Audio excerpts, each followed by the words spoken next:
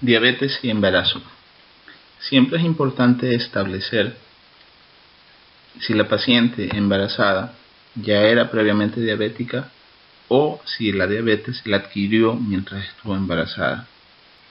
La implicación de estas dos características o la importancia de estas dos características radica en las consecuencias que va a tener sobre el producto y sobre la duración y las complicaciones durante el embarazo.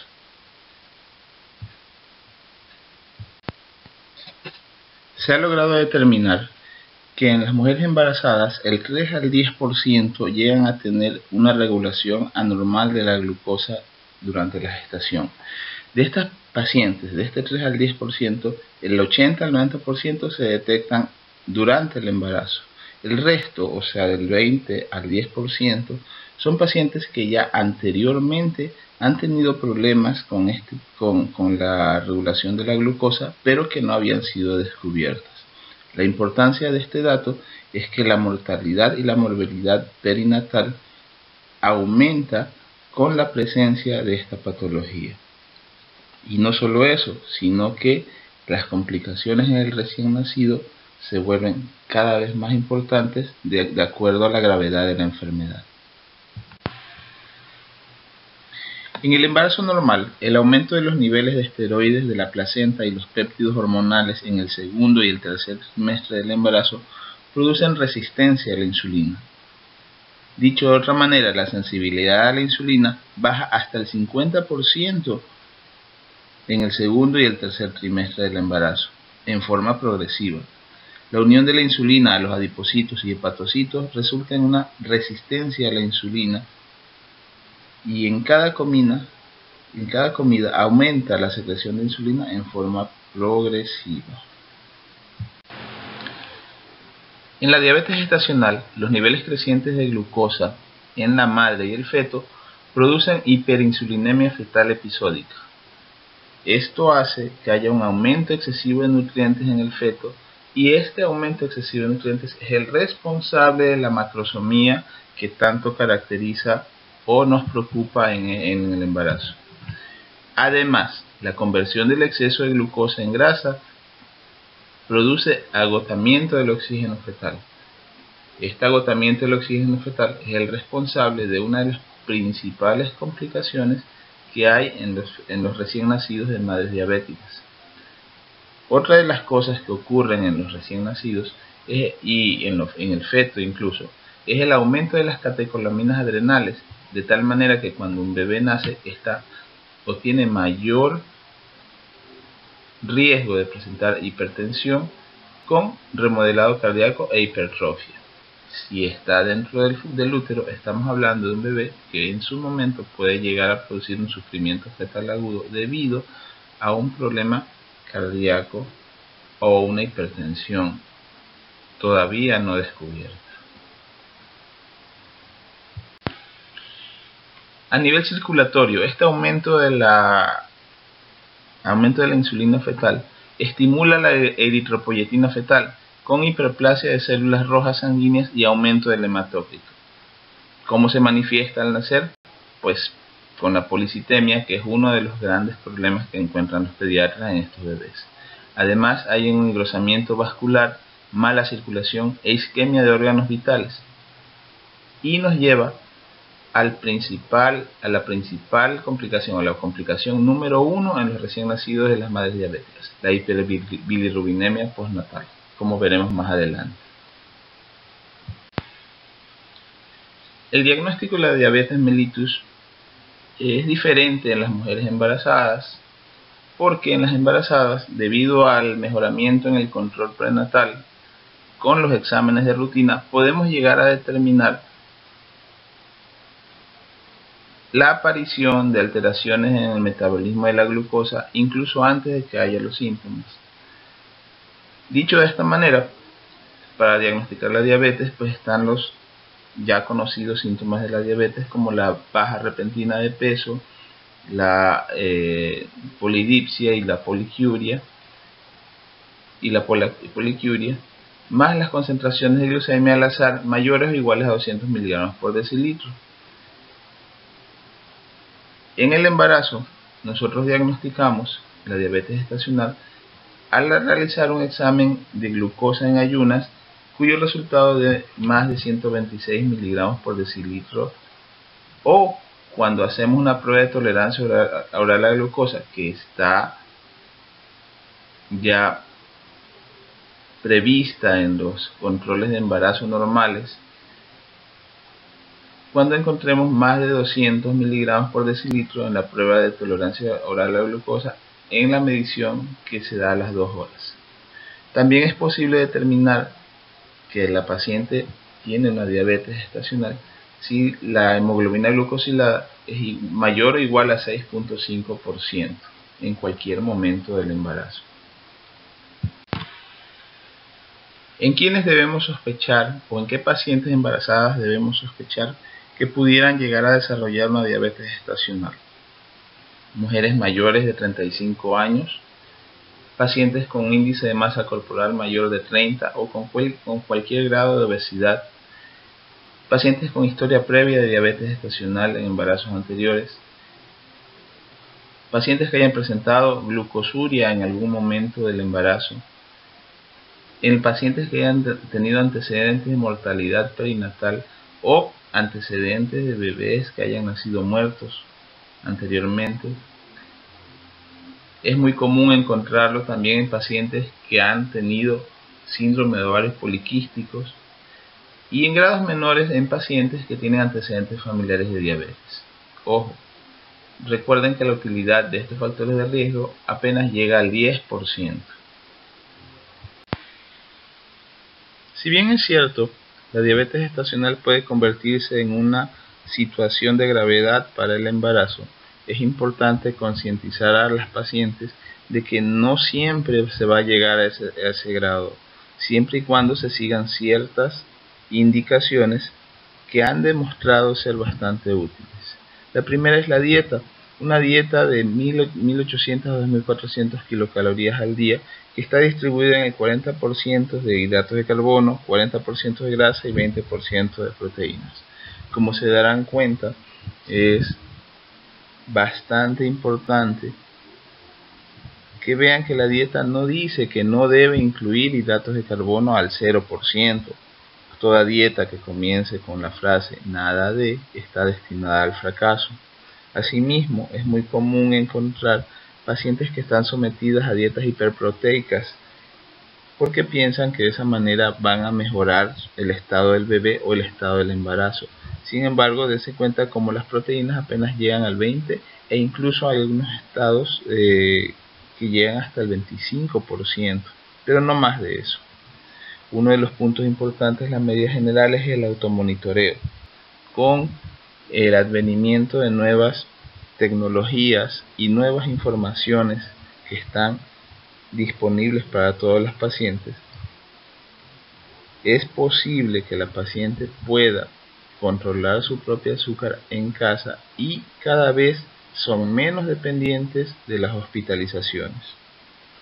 Respecto a la medicación, anteriormente los hipoglucemiantes orales estaban en un grado, en una clasificación C de los medicamentos en el embarazo.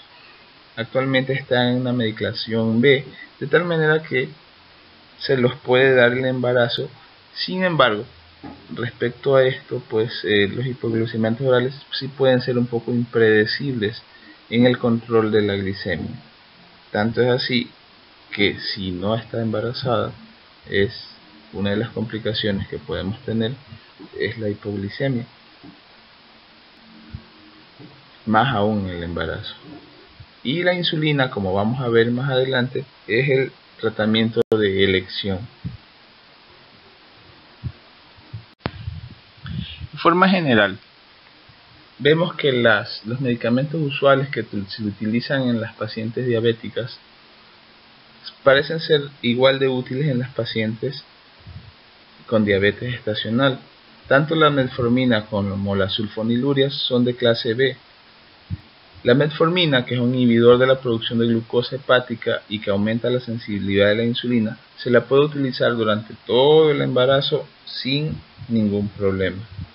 La insulina, también en términos generales, porque debe ser aplicada en forma personal a cada paciente, podríamos decir que podrían comenzarse con 0.7 unidades por kilo en el primer trimestre, aumentar a 1 unidad por kilo en el segundo y el tercer trimestre, y ver los casos especiales en caso de obesidad. Claro, siempre monitoreando, porque no hay un esquema general que sea común a todos los pacientes. Tenemos que subir o bajar la dosis de acuerdo a los resultados, como es evidente. Un caso muy especial ocurre en las situaciones donde la paciente ya era diabética antes de embarazar, donde es fundamental la atención preconcepcional. ¿Qué significa eso? Que la paciente debería estar en estados de euglicemia por lo menos de 3 a 6 meses antes de concebir. ¿Qué obtenemos con eso? Pues se ha visto y se ha demostrado que pacientes que han estado normoglicémicas durante este tiempo, antes de concebir, han tenido prácticamente ninguna complicación durante el embarazo, ni tampoco la presencia de malformaciones congénitas en sus siguientes embarazos. Entonces es importante conocer la anamnesis, el control de la glicemia adecuado y la evaluación de cuál es el grado o cuál es el tipo de diabetes que tenga. Lo vamos a ver en un cuadro más adelante, pero necesita una paciente que tenga diabetes una evaluación oftalmológica para buscar repercusiones en la retina, repercusiones en la función renal y repercusiones en la función tiroidea. En pacientes previamente diabéticas o en pacientes diabéticas tipo 1, las complicaciones más frecuentes que se encuentran en el embarazo son abortos, malformaciones congénitas, mientras que las macrosomías con obesidad central y aceleración del crecimiento intrauterino se encuentran más bien en pacientes que desarrollan recién la hiperglicemia o recién desarrollan la diabetes en la gestación. Es importante conocer esas diferencias para poder establecer el tratamiento que vamos a seguir. Como vimos al principio, en pacientes con diabetes gestacional, los primeros problemas o los problemas más importantes que podemos encontrar son la hiperbilirrubinemia y la hipoglucemia, ambos debido a la hiperinsulinemia fetal, la dificultad respiratoria por el mal manejo de oxígeno, la taquipnea transitoria, la hipocalcemia y la cardiomiopatía debido al crecimiento acelerado que tiene, la hipocalcemia y un caso muy importante, la policitemia. En esta tabla nosotros vemos hay una comparación entre las incidencias entre diabetes tipo 1 y las diabetes tipo 2 que se han presentado en estos pacientes, siendo prácticamente iguales, excepto en el caso de la dificultad respiratoria y la hipocalcemia, donde hay una leve diferencia que podría ser considerable. Sin embargo, de nuevo, la hiperbilirrubinemia y la hipoglucemia parecen ser las complicaciones más importantes en la morbilidad neonatal en pacientes con diabetes gestacional e incluso con pacientes previamente diabéticas. Esta tabla tiene como fin que ustedes se den cuenta cómo el estado preconcepcional influye en la presencia de malformaciones congénitas en pacientes con diabetes en la gestación. Vemos cómo los valores mayores de hemoglobina glucosilada en el grado de más de 8.5% están relacionados a la incidencia de malformaciones del 22.4%, seguidos por diabetes que han estado complicadas, sea tanto por alteraciones en la retina, alteraciones renales o alteraciones cardiológicas, como se ve en la última línea de la tabla donde habla de la clase D, F, R y H.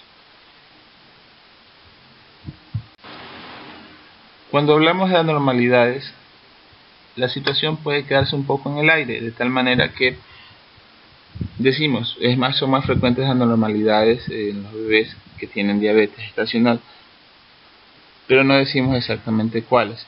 En esta tabla presentamos una lista de las que se han encontrado con mayor frecuencia. Como vemos, es bastante extensa, de tal manera que pueden ser situaciones no muy específicas respecto al tipo de malformación.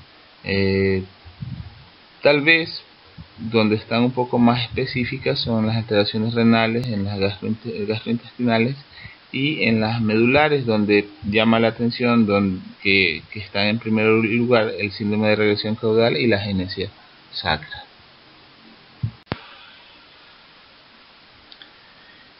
En cuanto al crecimiento fetal, lo cual es la cereza del pastel, el problema que más tememos nosotros en los pacientes que tienen diabetes gestacional, es que pueden darse dos cosas: una aceleración del crecimiento o un retardo del crecimiento.